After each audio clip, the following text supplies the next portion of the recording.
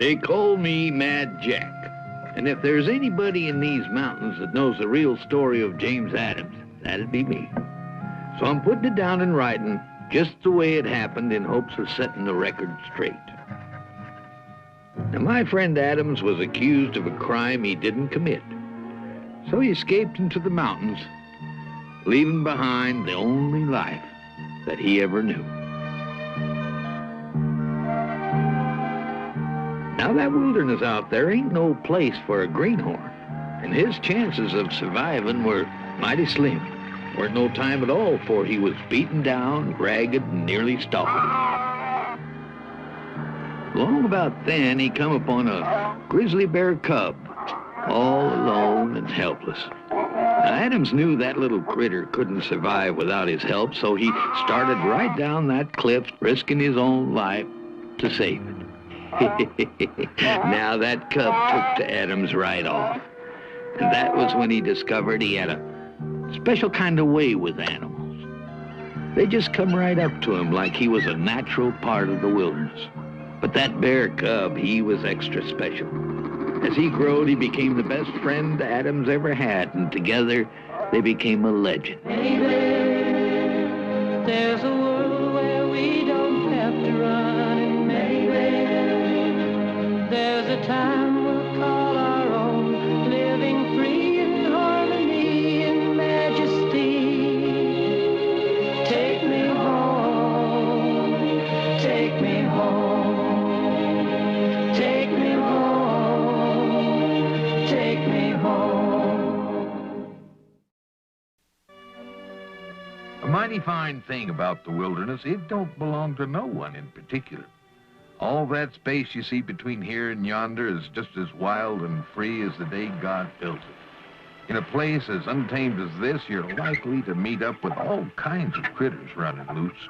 Some got fur, some got feathers, some got hooves, and some got claws. Some got 4 legs, and once in a great while, if you're looking real close, you might even see one with 2 legs. This here day, it was young Robbie Cartman skedaddling up the valley toward Grizzly Adams' place. Robbie lived over the other side of the ridge with his father, and he had some crazy notion that he wanted to grow up to be a mountain man. Adams promised that boy that he would teach him all about surviving in the wilds, and the two of them had become the best of friends.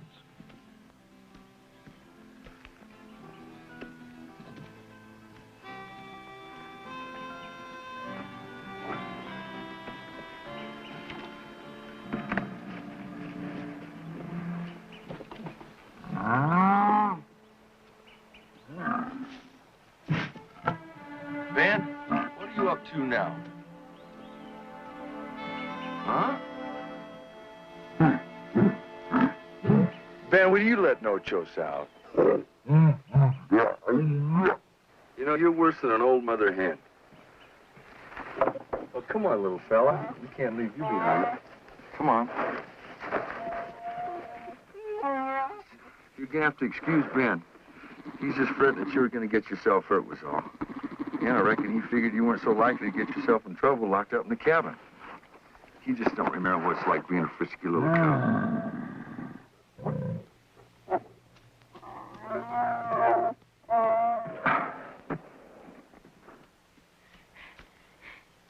Mr. Adams.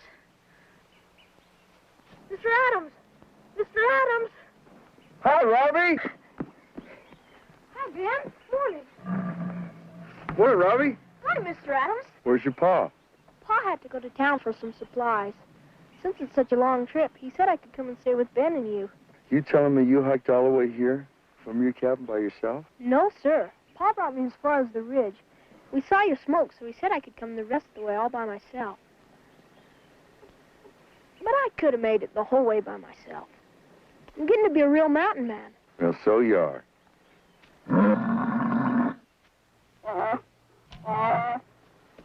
Where'd you get that cub? Oh, he's a stray. He came up on the door a few days back. Guess he smelled that fish cooking and thought he was going to make himself a new home. Are you going to keep him? Well, Wouldn't be right not to try and find his mom. She's probably worried sick about him. Where is she? We were just setting off to find her. Can I come too? Well, I guess we couldn't very well leave you behind now, can we? No, sir. Well, come on. We'll fix you a pack. We got a long way to go. Gee, thanks, Mr. Adams.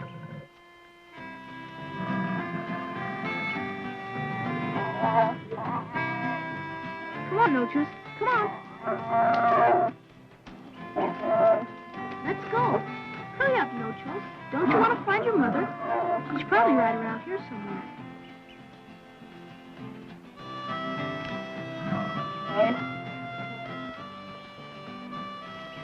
Mr. Adams, where do we look first? We'll let Ben figure that out. I'm sure he's got a few ideas where to find her.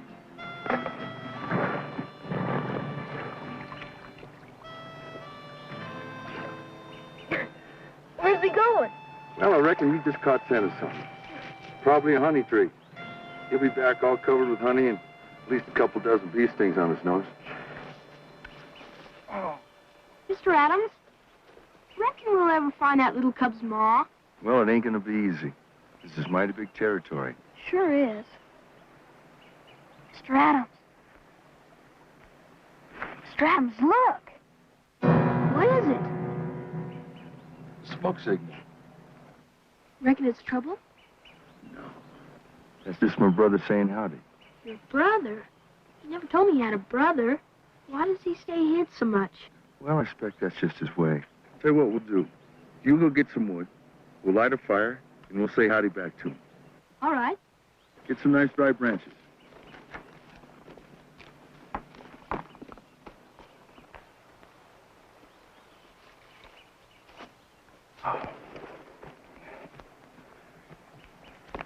What's his name?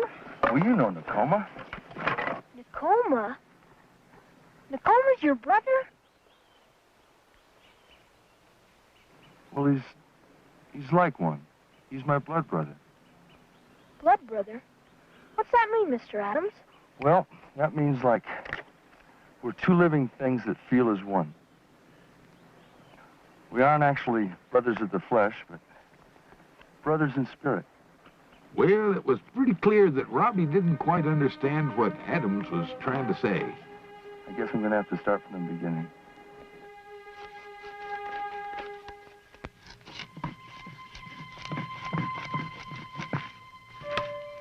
When I first came to the wilderness, I was as green as spring grass.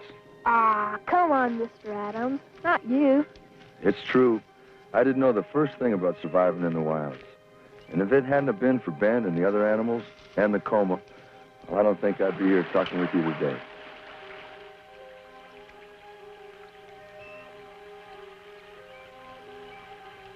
When I saw that big old trout swimming lazy in the water, I figured my supper was a cinch. But just watching that trout swim away told me how little I knew about providing for myself.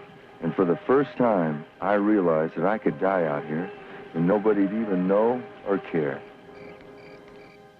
Boy, I would have been scared. Well, I was scared and feeling mighty alone. Most of the time, I didn't know what to expect. Seemed peaceful enough out in the wilderness, but danger was always on my mind. Then I got kind of a surprise. Hey, little fella, like a biscuit? Well, it was the darndest thing I ever saw. That doe just came walking up to me like she'd known me all her life. Well, all of a sudden, I realized that the wilderness was full of living things and I wasn't alone at all. Everywhere I went, I started noticing just how many friends I really did have out there. There were furry critters, and well, there was some that most men would have shied away from.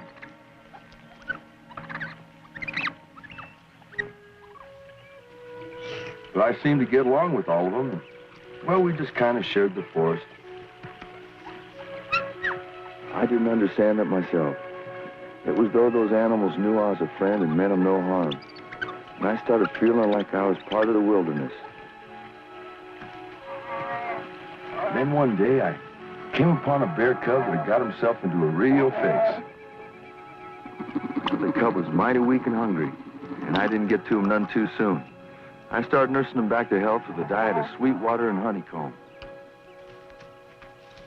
That cub had a born instinct for surviving.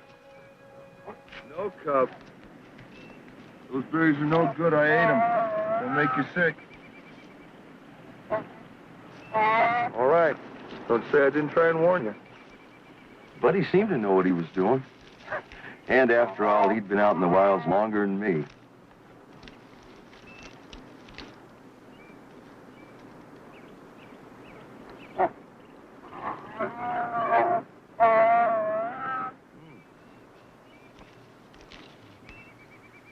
And that's how I learned the difference between Saskatoons and corn lilies. Well, I decided to call that cub Ben, after Benjamin Franklin, the smartest man I ever heard tell of. Seemed fitting, since that cub was the smartest bear I ever met. By following that bear around, I learned about all sorts of foods. There was wild duck, pea vine, Indian turnips, onions. I found out that a human could eat almost anything a bear does. Well, I knew that cub couldn't go chasing after me all through the mountains, so I decided to build a little camp. Figured we'd stay put for a while, at least till I could figure out what to do next. While I was busy building my lean-to, Ben was out getting acquainted with the neighbors. But I think Ben's curiosity started getting him in over his head. So I decided to keep a leash on him so he wouldn't go running off and getting into trouble.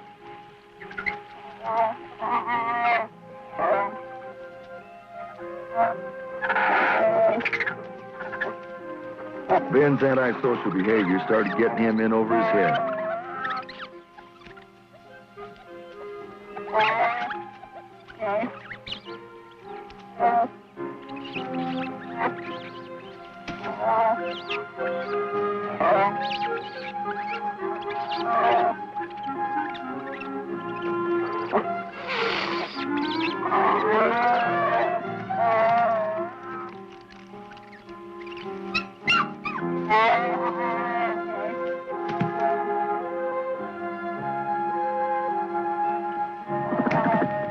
Ben, you got every critter in this neck of the woods running for cover every time they see you.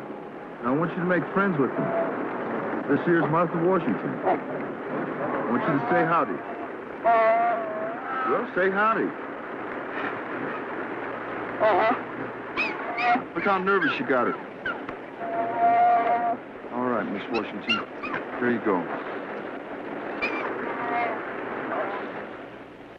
Now, that's more like it. By this time, Ben and me was getting to be like family to each other. He come to depend on me, and I can't deny I enjoyed his company. So we just settled down to making nice, peaceful lives for ourselves.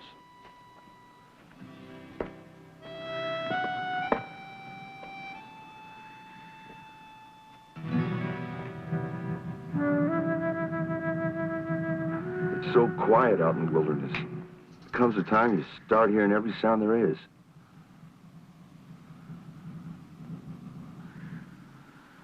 Well, I knew I heard something up in those rocks, but I didn't have any idea what it could be. I figured whatever it was, as long as it didn't bother me, I wouldn't bother it.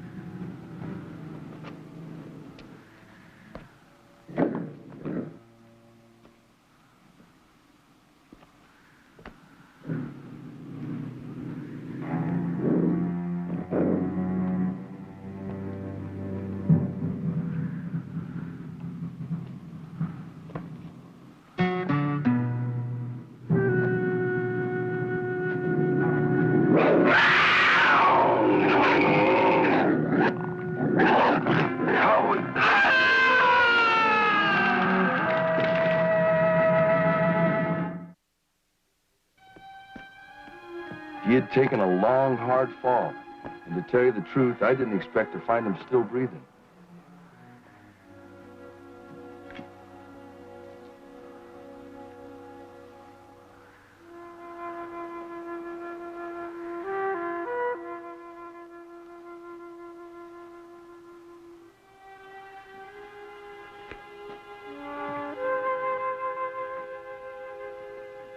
The Indian's leg was broken, and I knew I had to set the bone back in place, but I couldn't do it there. I had to get him back to my camp. I built a travois to carry the Indian. Being unconscious, the rough traveling didn't seem to bother him. Well, that night, I set his leg in a splint. He seemed to be breathing more regular. Didn't seem to be getting any worse.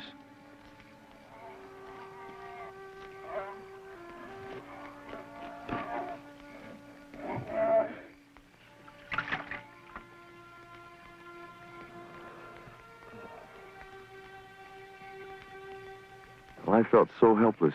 I didn't know what else to do for the Indian. I didn't know if he was going to live or die. All I could do was try and make him comfortable and wait till his fever broke.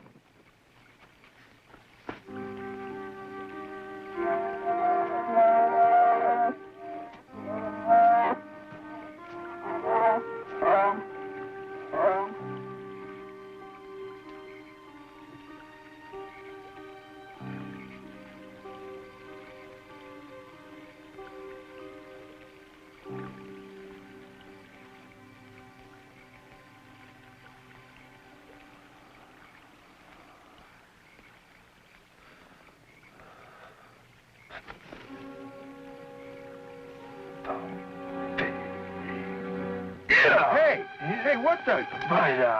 You must be loco. I'm your friend. Friend! I'm trying to help you. Now simmer down. That was crazy. It'd have hurt that leg of yours really bad. All that struggling of his has knocked him out again. So I had to pull him back into the lean-to.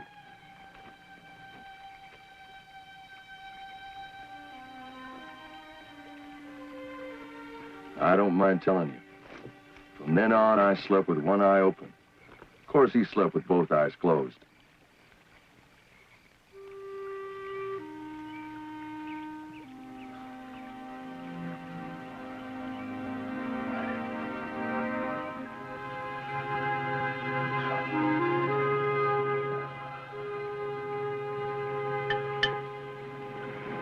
Morning.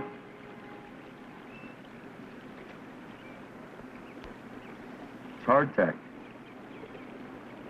Well, go on and have some. I'll put it down here in case you change your mind.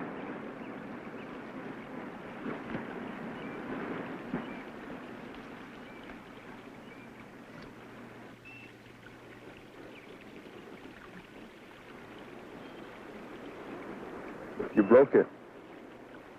I think I got it set good, though. I had to take your knife last night. You were out of your head, and I thought you might hurt somebody. Mainly me. I'll give it back to you, though, when you're well enough to leave. You better eat that. It don't taste like much, but it'll fill you up.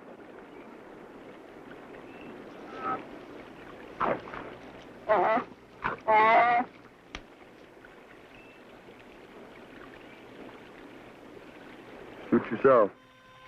Even though my words didn't have no meaning to him, I felt that he understood that he could trust me. So I just went about my life in the forest and let him in. Hi there, little fella. You been having a busy day?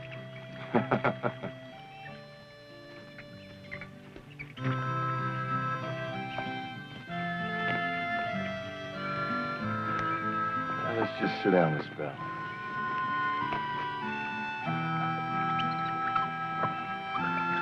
Here you go. You want some of this? Don't be greedy.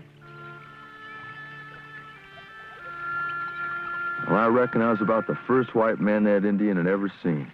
And I must have looked like a mighty peculiar sight. A man running through the wilds with the bear cub tagging along, talking to animals like they was humans. If he could have, he'd have got up and ran as far from me as he could get. But that leg of his wasn't about to take him nowhere. Let's see how that leg's doing.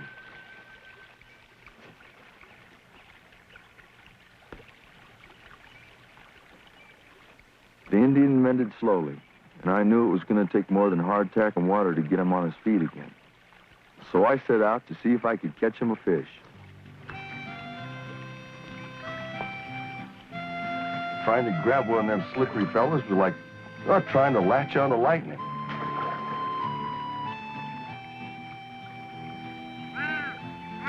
Well, this is something I hadn't counted on. If I could sweet-talk that cat out of his supper, it would do that Indian a lot more good than me maybe catching a fish. Morning, Cat. See, you got yourself some fresh food. Suppose I could talk you out of some of it? It's not for me, mind you. It's for a sick friend. Don't get me wrong. I know you're a family man. You got youngins to feed. But if I could just have half, I wouldn't ask you if I didn't need it.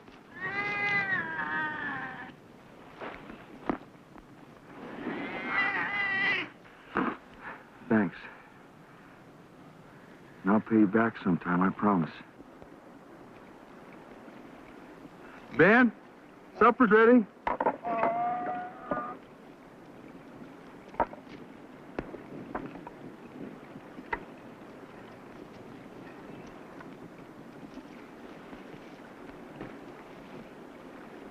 Here, you can use this. It's good for you. You know what the good book says? It says, pride goeth before destruction, and a haughty spirit before a fall. Do you know what that means? It means you're going to die if you ain't willing to take help from them and are willing to give it. Now take this food and eat it. Yeah.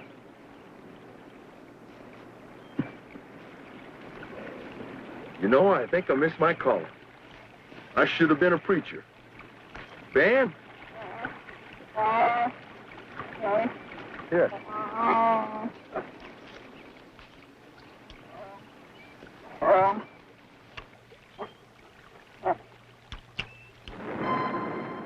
When the storm starts kicking up out in the wilderness, you can expect it's going to be a real humdinger. Let's get home, Ben.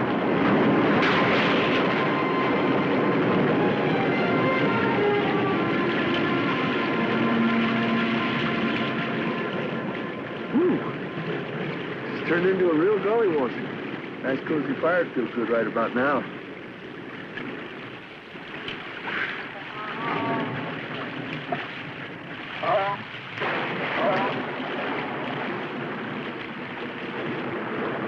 Those are my last matches. I saw a man start a fire with a spark once. Guess he wasn't no smarter than me.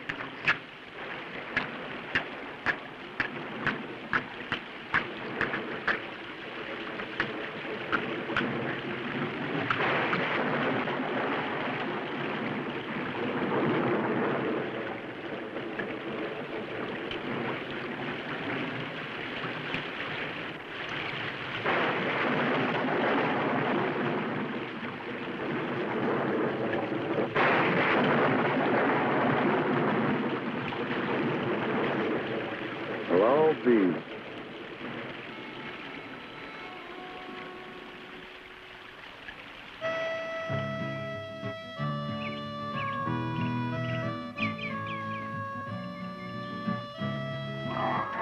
After that storm, every little stream in the valley was running over.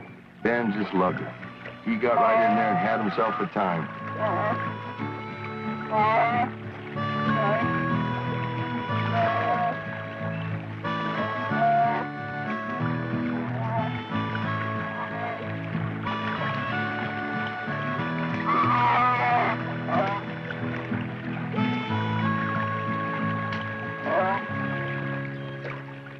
Well, I come from Alabama with a banjo on my knee. I'm going to Louisiana, my true love for to see. It rained all night the day I left. The weather, it was dry. The sun's so hot, I froze to death. Susanna, don't you cry, 'cause I come from Alabama with a banjo on my knee.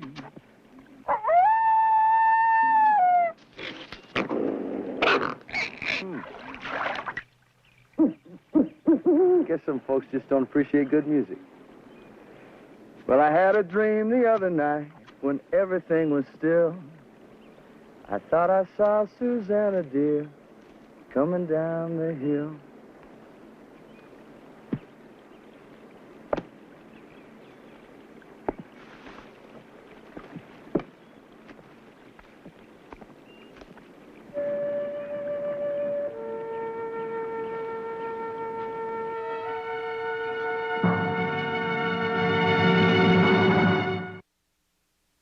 And when I get to New Orleans, I will look up.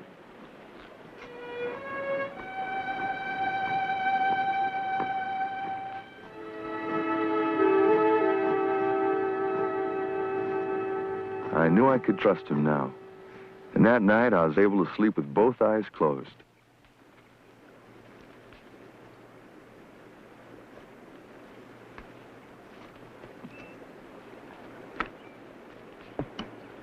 Crutch. Crutch. Use it like this.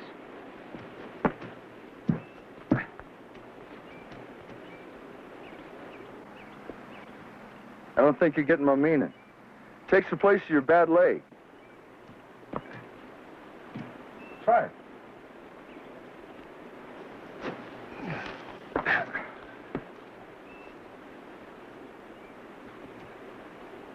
Yeah.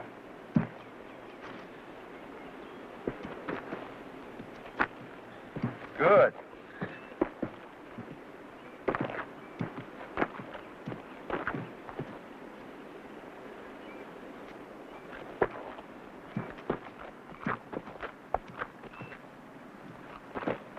Good.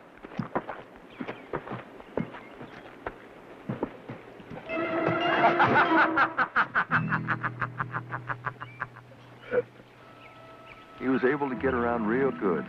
Then he told me his name was Nakoma. Nakoma taught me how to make my lean-to watertight and how to make hide patches when my britches gave out. We built a smoke teepee, and he showed me the right hardwoods to use to smoke jerky. He showed me how to make my way through the forest, using the sun and the stars and even tree moss as guides. Nakoma taught me weather signs, tree signs, and animal tracks, and even how to catch fish without a hook.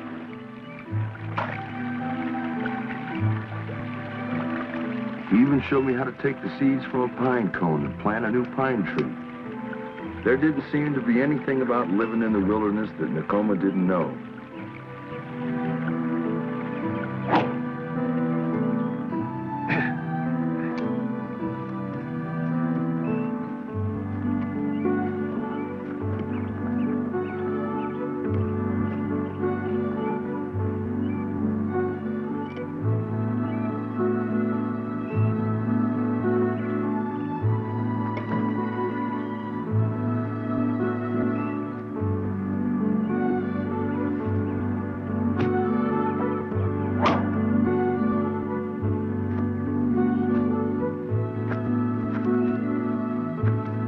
I don't mind telling you, I was mighty impressed the way Nakoma threw that axe.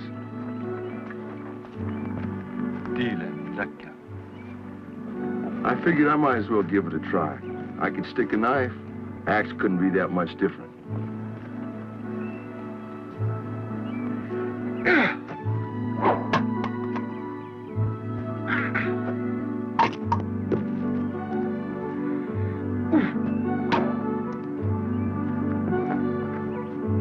Planting that axe in that tree, it was easy for Nakoma, but I could see I was going to have to come up with my own style.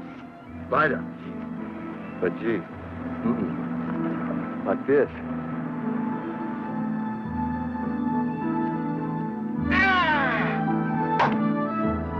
Woo! I did it! Woo! Ben was starting to get bigger. but he sure wasn't getting any more sense. He had a habit for picking friends that always had little surprises in store.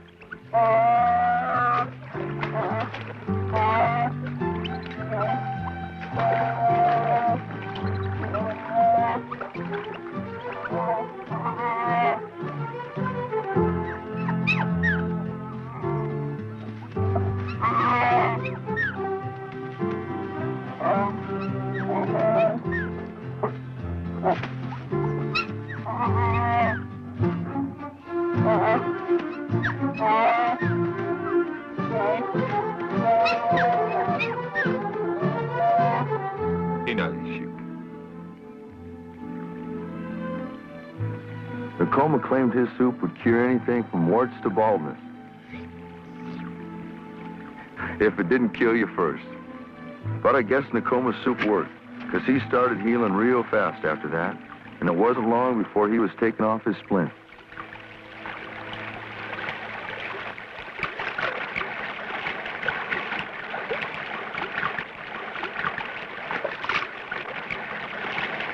Here, let me help you. I was just offering. You remember what I told you about pride, though? You just better take it easy on that leg for a while.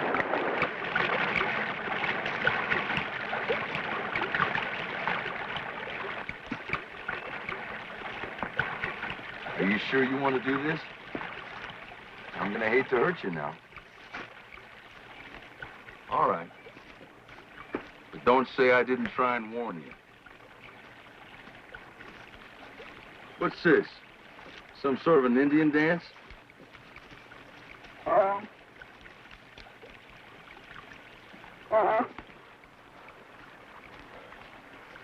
I got it. You're starting to fill your oats. Why don't you come back when you're growing some? Well, I outweighed Nakoma a good 40 pounds and stood a hand or two taller. So I decided to take it easy on him. Did your mom ever tell you to pick on somebody your own size? Lucho. All right. It's your funeral. Yeah. I wasn't exactly sure who Ben was rooting for, but I think he was enjoying it.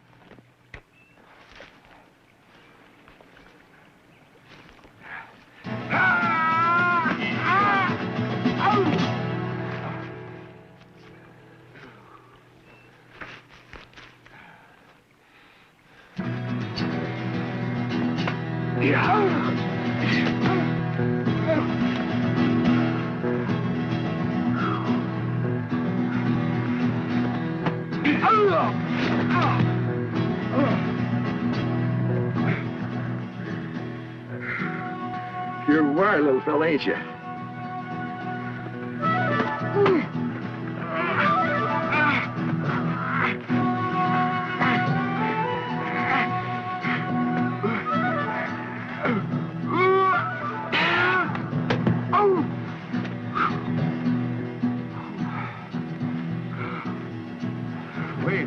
I finally got it pounded into my head that there was more to Nakoma than met the eye. And if I was going to come out of this with any dignity left at all, I was going to have to use some tricks I'd learned from other men I'd fought along the way.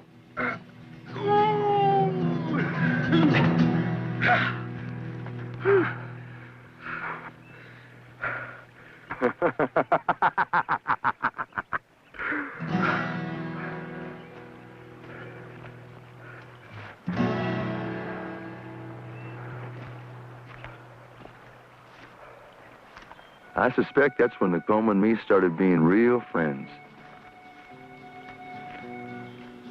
My first summer in the wilderness had passed quickly. It had been a time for learning and a time for friendship, a time for becoming one with nature. But just as the seasons change, so must our lives.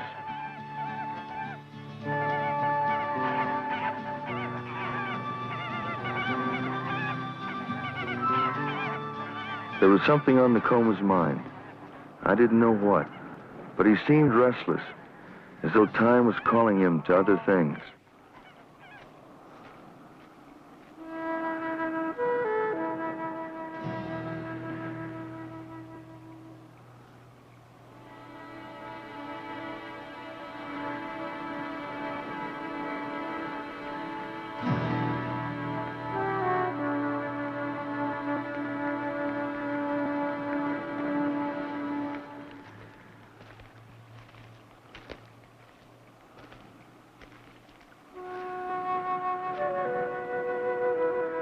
Nakoma seemed to be involved in some sort of an Indian ritual.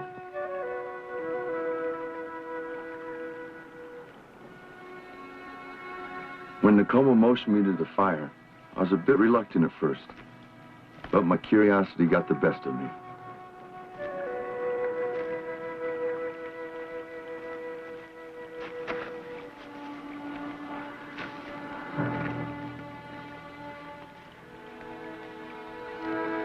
I didn't know what he had in mind with that knife, but by now I'd learned to trust him.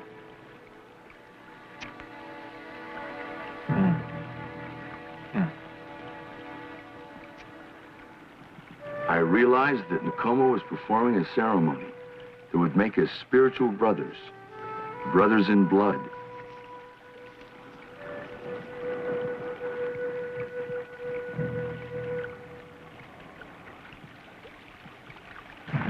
We let our blood mingle together, and I could feel a bond grow between us.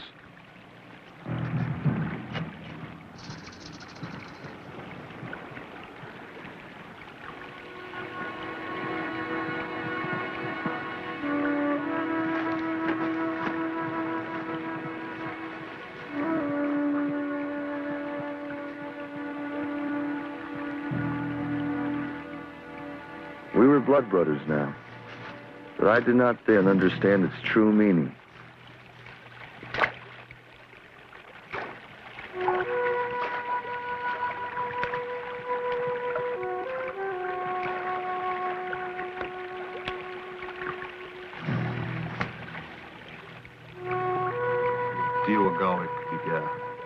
Goodbye, Nakoma. Nakoma returned to his people.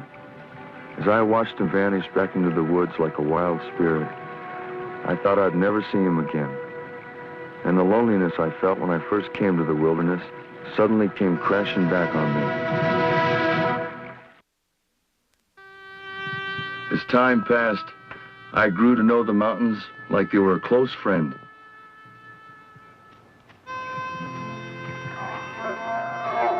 With Nakoma gone, life just didn't seem worth living no more. But Ben reminded me I was a part of something now. I had more friends in the woods than I could put a number on, and that had to count as something.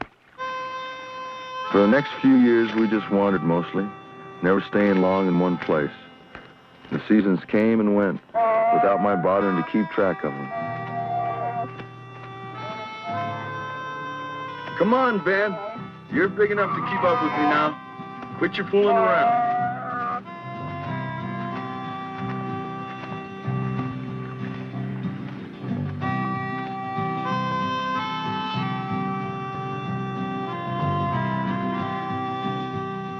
Ben grew into a fine-looking big grizzly, and I began to know the wilderness as well as most folks know their own backyard.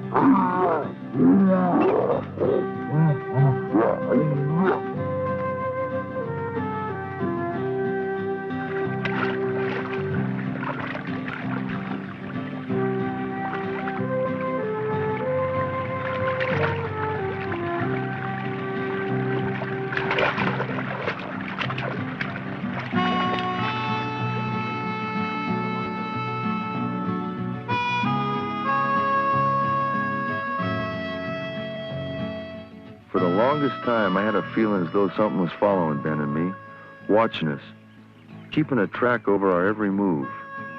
I hoped it was just in my head, but it was a strange kind of feeling, and I couldn't shake it.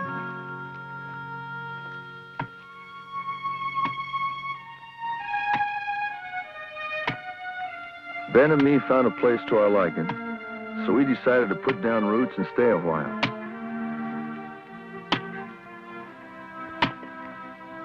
I guess I didn't realize the tree was ready to fall and I was standing in its way.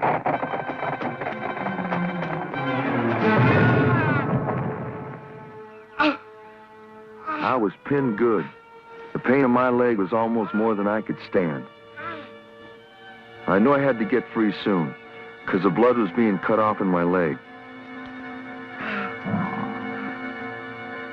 Lift it, Ben. Ah, you can't roll it. Lift it. Pick it up, Ben.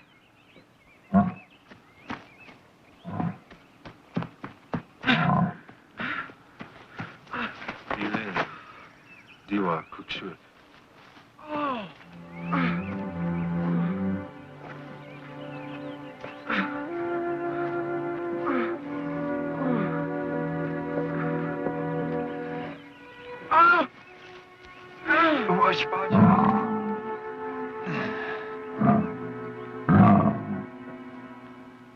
I'm clear. You can let it go. It was Nakoma's presence I felt all this time. Now I knew that my blood brother had been watching, keeping a protective eye open, always alert to any danger that might come to me. Well, now that Nakoma had saved my life, I thought he'd leave for good, but he didn't. I guess he never will. Because you see, Robbie, a blood brother's for life, and even beyond. Wish I had a blood brother. There's Ben. Did you find that honey tree, Ben? He brought somebody with him. It's the cub's mother. Where'd you find her, Ben?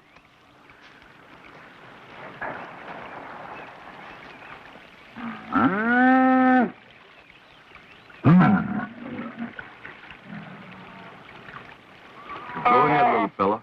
Go to your ma.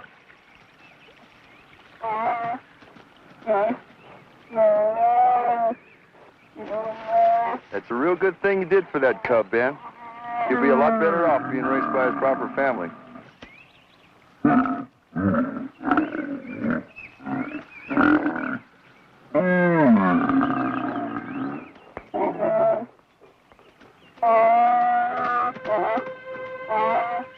So long, No-Chos.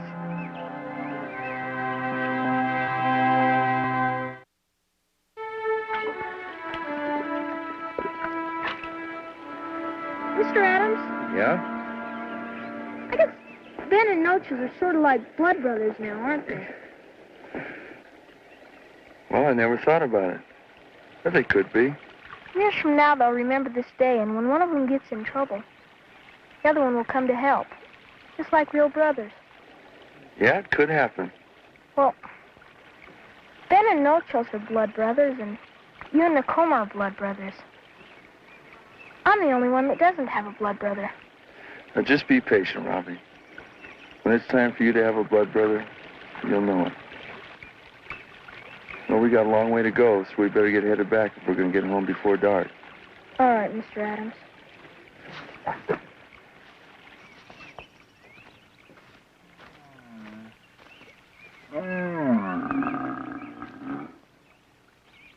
Shoraji, Pajuga. Howdy, Nakoma. Greetings, my brother. Teshoda. I am well. Oh! Ichi Nagasha. Golly, Mr. Adams, who's that? That's Nakoma's nephew, Iji Nagasha.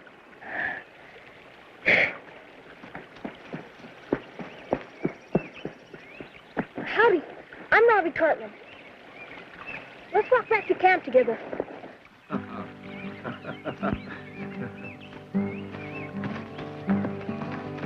Deep inside the forest is a door into another land. Here is our life and home. We are staying here forever in the beauty of this place all alone. But keep on hoping, maybe there's a world where we don't have to run. Maybe there's a time we'll call